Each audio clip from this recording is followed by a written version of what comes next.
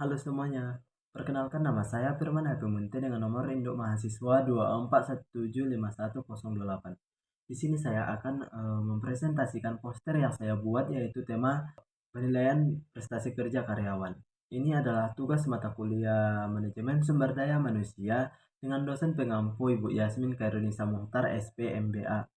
Nah, penilaian prestasi kerja adalah aspek penting dalam manajemen sumber daya manusia dikarenakan berperan langsung dalam pengambilan keputusan seperti pelatihan, promosi, dan pemberian insentif. Namun, karyawan justru menggunakan penilaian yang kurang objektif, sehingga dibutuhkan sistem penilaian yang efektif, adil, dan relevan untuk meningkatkan kinerja dan motivasi karyawan. Kita masuk kepada pengertian dari penilaian prestasi kerja. Penilaian prestasi kerja sendiri adalah proses sistematis untuk mengevaluasi kinerja karyawan. Evaluasi ini bertujuan untuk menilai atau memberikan gambaran yang akurat tentang kontribusi karyawan terhadap organisasi. Ini adalah dasar untuk pengambilan keputusan. Nah, tujuan saya menganalisis itu yang pertama untuk menjelaskan pentingnya penilaian prestasi kerja. Yang kedua untuk menguraikan metode penilaian yang digunakan dalam penilaian prestasi kerja. Dan yang ketiga yaitu memberikan rekomendasi berbasis analisis. Yang pertama yaitu,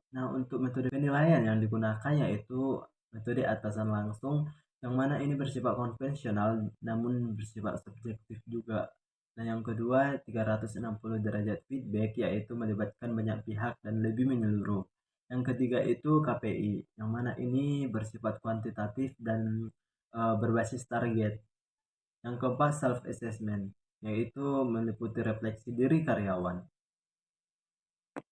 Nah, untuk analisis SWOT yang dilakukan yaitu yang pertama analisis strength. Analisis strength ini seperti meningkatkan motivasi dan penghargaan. Analisis weakness yaitu rentan subjektivitas dan kekurangan alat ukur. Nah, yang ketiga itu opportunity yaitu menggunakan implementasi teknologi digital. Yang keempat yaitu threat atau ancamannya, yaitu penolakan dari karyawan jika sistem tidak transparan. Nah, untuk studi kasus yang saya ambil yaitu dua kasus pada perusahaan A dan perusahaan B. Yang mana perusahaan A menggunakan metode 360 derajat feedback dan menggunakan metode KPI. Yang mana setelah dianalisis, perusahaan A memperoleh peningkatan secara signifikan sebesar 15% dalam 6 bulan. Sedangkan pada perusahaan B yang hanya menggunakan metode atasan langsung tidak menunjukkan eh, perubahan yang signifikan. Nah, untuk rekomendasinya yaitu menggunakan kombinasi metode KPI dan 360 derajat feedback. Yang kedua, melakukan pelatihan untuk penilai. Yang ketiga, melibatkan karyawan dalam proses evaluasi. Yang keempat, gunakan teknologi digital terbaru seperti HRIS.